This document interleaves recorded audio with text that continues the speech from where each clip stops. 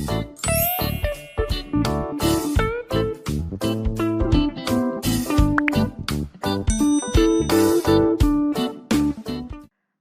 anak didik Ibu kelas 9, Shalom. Selamat datang kembali di YouTube channel ini. Selamat bergabung dalam video pembelajaran pendidikan agama Kristen dan budi pekerti bersama saya Ibu Silitonga. Kita bertemu kembali dalam pembahasan materi di kelas 9 bab 2. Jika minggu lalu kita sudah membahas bab 1 tentang gereja sebagai umat Allah yang baru, maka sekarang kita akan membahas materi bab 2 dengan judul Mengenal Gerejaku. Karena materi di bab 2 ini sangat banyak, sehingga materinya Ibu bagi menjadi 2 bagian. Nah, sekarang kita akan membahas bagian yang pertama. Tetapi sebelum kita masuk ke pembahasan materi, kita berdoa terlebih dahulu. Bapa kami yang di sorga, terima kasih Tuhan, kami bersyukur buat kebaikan Tuhan, buat cinta kasih Tuhan yang masih memberikan kami kesehatan, memberikan kami keselamatan hingga pada saat hari ini. Tuhan Yesus, pada saat ini kami akan memulai pembelajaran kami melalui video ini. Berkati anak didik kami Tuhan yang belajar dari rumah. Berkati juga Tuhan hamba sebagai guru yang akan memberikan pengajaran. Terima kasih Bapa, kiranya Tuhan Yesus Engkau menyertai pembelajaran kami ini dari awal, pertengahan hingga akhirnya. Di dalam nama anak-Mu Tuhan Yesus kami berdoa dan bersyukur. Amin.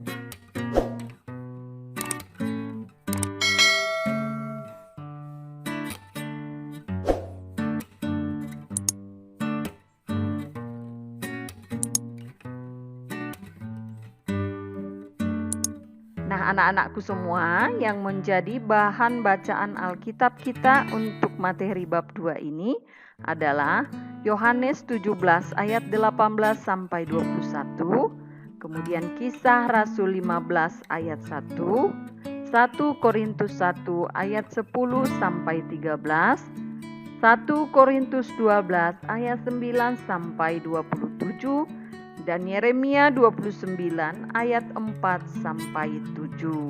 Nah, bahan literasi kita atau bahan bacaan Alkitab ini lumayan banyak. Ibu minta kamu membuka Alkitab kamu dan kamu membacanya di rumah.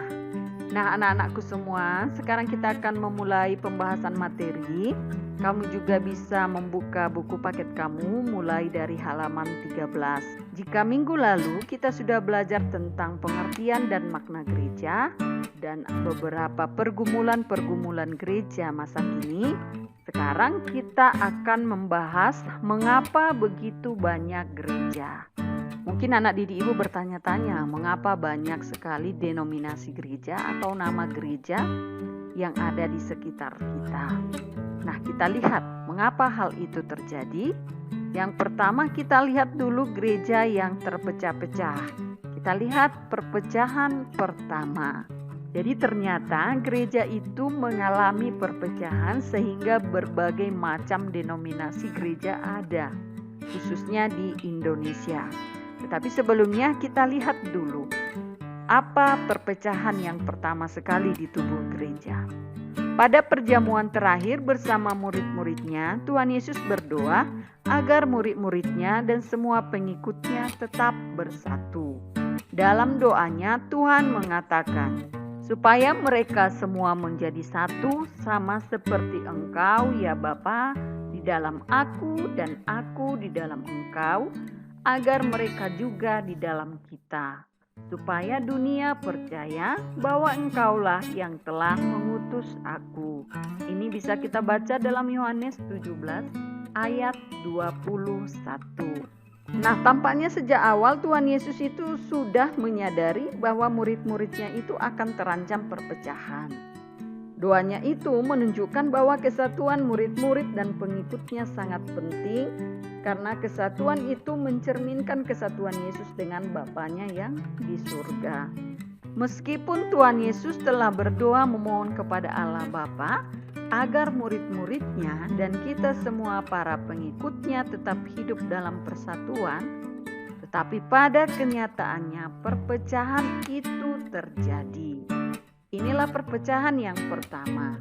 Dalam Kisah Para Rasul pasal 15, kita menemukan bagaimana gereja perdana diperhadapkan dengan sejumlah pertanyaan yang berat yang mengancam gereja untuk terpecah.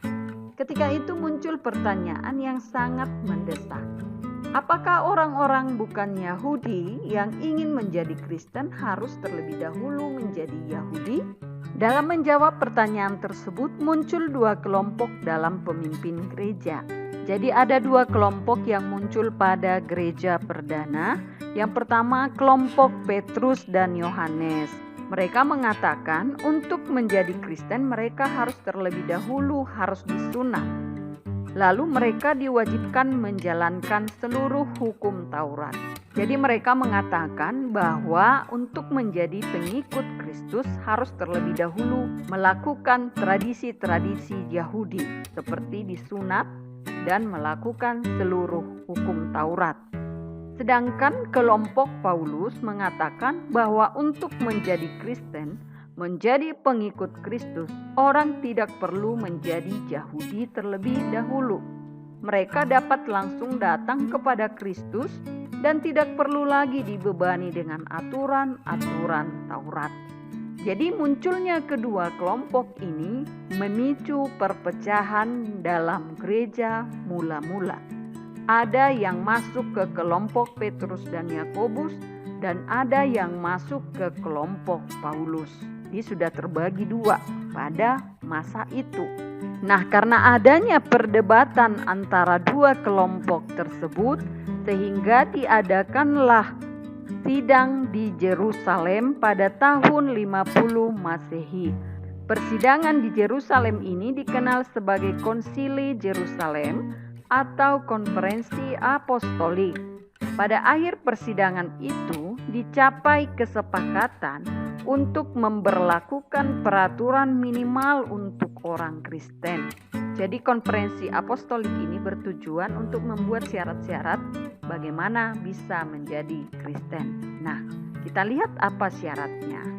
Menjadi Kristen, mereka harus menjauhkan diri dari makanan yang dipersembahkan kepada berhala. Kemudian menjauhkan diri dari darah. Yang ketiga, tidak makan daging binatang yang mati dicekik dan menjauhkan diri dari percabulan. Kisah Para Rasul 15 ayat 29.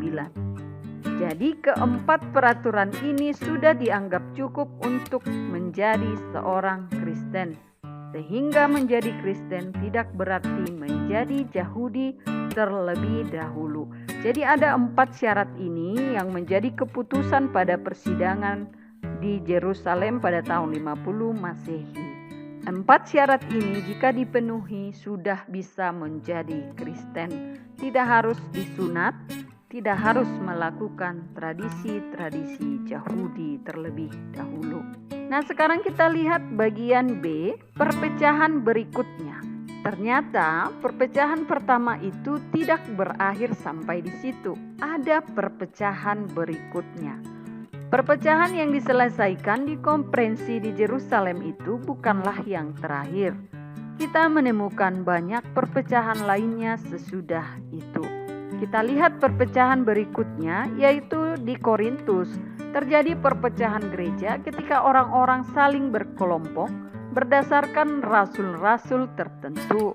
Ada yang mengaku sebagai anggota golongan Paulus, Apolos, Kefas atau Petrus, atau bahkan golongan Kristus. Masing-masing menganggap pemimpinnya lebih hebat daripada yang lain. Jadi karena banyaknya rasul-rasul sehingga para pengikutnya ini membuat golongan-golongan berdasarkan pemimpin mereka. Kemudian perpecahan berikutnya terjadi juga di Korintus ketika anggota-anggota jemaat di sana membangga-banggakan diri mereka berdasarkan karunia-karunia roh yang mereka miliki. Ini bisa kita baca dalam 1 Korintus 12 ayat 9 sampai 27. Ada yang membanggakan karunia untuk mengadakan mukjizat, membedakan bermacam-macam roh, berkata-kata dengan bahasa roh, menafsirkan bahasa roh, dan lain-lain. Jadi di sini perpecahan terjadi pada anggota jemaat. Mereka menggolong-golongkan diri berdasarkan karunia-karunia roh yang mereka punya. Perpecahan berikutnya terjadi antara gereja timur dengan gereja barat. Gereja timur itu adalah gereja Katolik Timur atau gereja Ortodoks, sedangkan gereja barat itu adalah gereja Katolik Roma. Ini terjadi pada tahun 1054.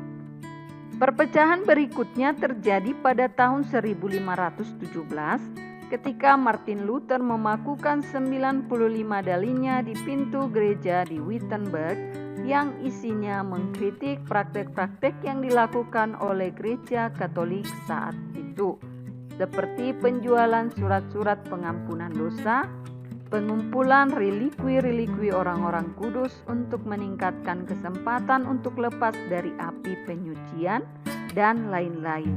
Hal inilah yang ditentang oleh Martin Luther sehingga terjadilah reformasi gereja dan lahirnya Kristen Protestan. Oleh karena itu Martin Luther disebut sebagai Bapa Reformasi Gereja. Jadi perpecahan ini adalah perpecahan yang terjadi sehingga melahirkan gereja Protestan. Nah, kita lihat apa yang menjadi hasil dari reformasi gereja yang membedakan gereja Katolik dengan gereja Protestan. Jadi gereja Protestan memegang hasil ini. Yang pertama, doktrin 3 sola, yaitu yang pertama sola gratia, artinya keselamatan adalah anugerah Tuhan. Sola fide, keselamatan hanya diperoleh melalui iman kepada Yesus Kristus, bukan karena amal dan perbuatan baik. Yang ketiga, sola scriptura, otoritas yang tertinggi adalah Alkitab, bukan tradisi gereja. Jadi ketiga sola ini dipegang teguh oleh gereja Protestan sampai saat ini. Hasil yang kedua, menolak kedudukan paus sebagai pemimpin karena pemimpin tertinggi gereja adalah Yesus Kristus.